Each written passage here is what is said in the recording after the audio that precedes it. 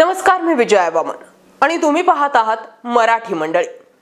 बारामती लोकसभा मतदारसंघाच्या निवडणुकीत सुळे आणि सुनेत्रा पवार यांच्यात लढत झाली।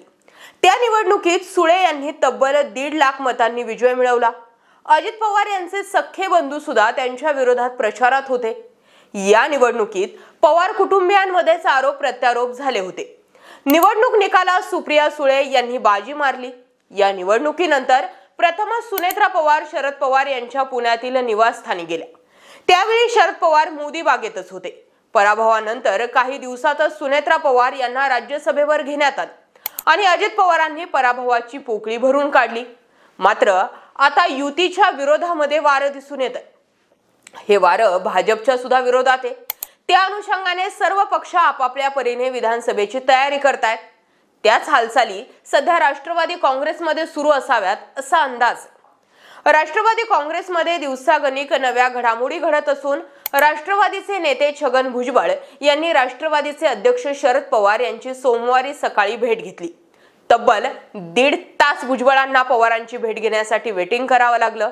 त्यानंतर नव्या चर्चांना तोंड फुटलं। त्यातच भुजबळांच्या भेटीनंतर 24 तासातच उपमुख्यमंत्री अजित पवार यांच्या पत्नी खासदार सुनेत्रा पवार यांनी राष्ट्रवादी काँग्रेसचे अध्यक्ष शरद पवार यांच्या पुण्यातील मोदी बागेतील निवासस्थानी भेट घेतली।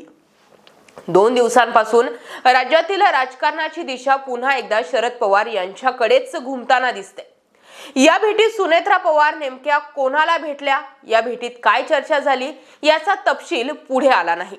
मात्र सुनेत्रा पवार गेल्या तेव्हाच मोदी बागेत पवार साहेब आणि खासदार सुप्रिया सुळे याही उपस्थित होत्या असं सांगितलं जातंय। जवळपास सव्वा तास सुनेत्रा पवार मोदी बागेत होत्या। त्यामुळे या भेटीत नेमकं काय घडलं असावं यावर आता नव्यानं चर्चा सुरू झाल्यात। काय घडलं असेल ते तुम्हीच आम्हाला सांगा, कमेंट करायला विसरू नका। पुढील मुद्दा छगन भुजबळांचा। छगन भुजबळ शरद पवारांना भेटले याचा अर्थ मराठा आरक्षणाच्या मुद्द्यावरून राजकीय फायदा तोटा यावर चर्चा झाली नसेल तर मग नवलच।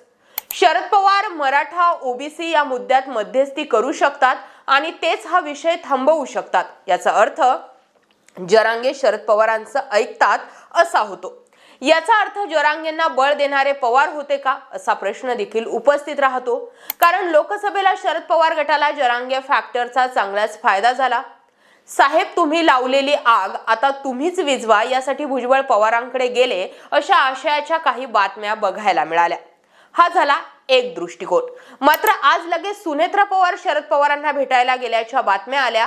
त्यामुळे कालच्या बातम्या जनतेला मूर्खात काढण्यासाठी होत्या आणि सुनेत्रा पवार भुजबळ यांची भेट ही राजकीय होती हे स्पष्ट होऊ लागले। भाजपा सोबत विधानसभेला अजित पवारांना स्कोप दिसत नाहीये। त्यामुळे ते परतीचे प्रयत्न करतायत का आणि त्यासाठी तर या हालचाली नाहीत ना असा देखील प्रश्न आहे। कारण भाजपा सोबतच्या युतीमधून राष्ट्रवादी अजित पवार गटाला बाहेर काढण्यासाठी खुद्द भाजपवर राष्ट्रीय स्वयंसेवक संघाचा आणि भाजपातील निष्ठावान नेत्यांचा दबाव आहे। हे सर्वेतून आलेल्या जनमतेचा सुद्धा दबाव आहे। एकंदरीत शिंदे भाजप सोबत आले तेवढं पुरेसं होतं।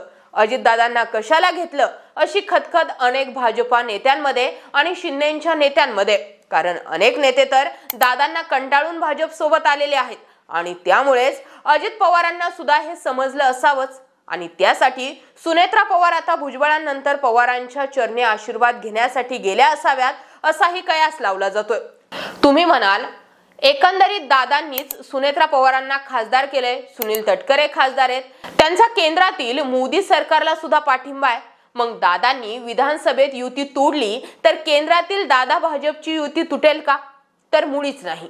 असं अनेकदा झालेलं आहे की केंद्रात भाजप सोबत आणि राज्यात मात्र वेगळं असं चित्र इतिहासामध्ये सुद्धा बघायला मिळालंय।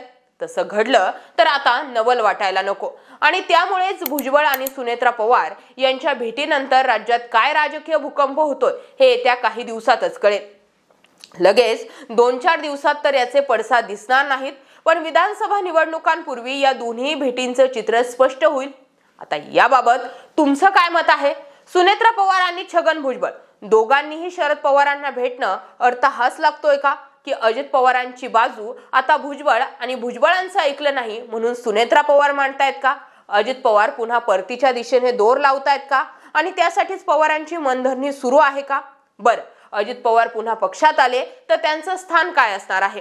दादा पुन्हा राष्ट्रवादी काँग्रेस शरदचंद्र पवार गटामध्ये किंवा शरदचंद्र पवार पक्षामध्ये पुन्हा दादाच्याच म्हणजे बॉसच्या भूमिकेत असतील का? तेवढी ताकद त्यांच्याकडे असेल का? तर या सगळ्या प्रश्नांची उत्तरं सध्या तरी नाही अशीच भेटतात. पण याबाबत तुमचं काय मत आहे? शरद पवारांनी अजित पवारांना पुन्हा पक्षात घेतलं पाहिजे का? याबाबत जरूर व्यक्त व्हा. अशाच माहितीपूर्ण व्हिडिओसाठी आपले चॅनल आवर्जून सबस्क्राईब करा. व्हिडिओ आवडला असेल तर शेअर करा. जय महाराष्ट्र.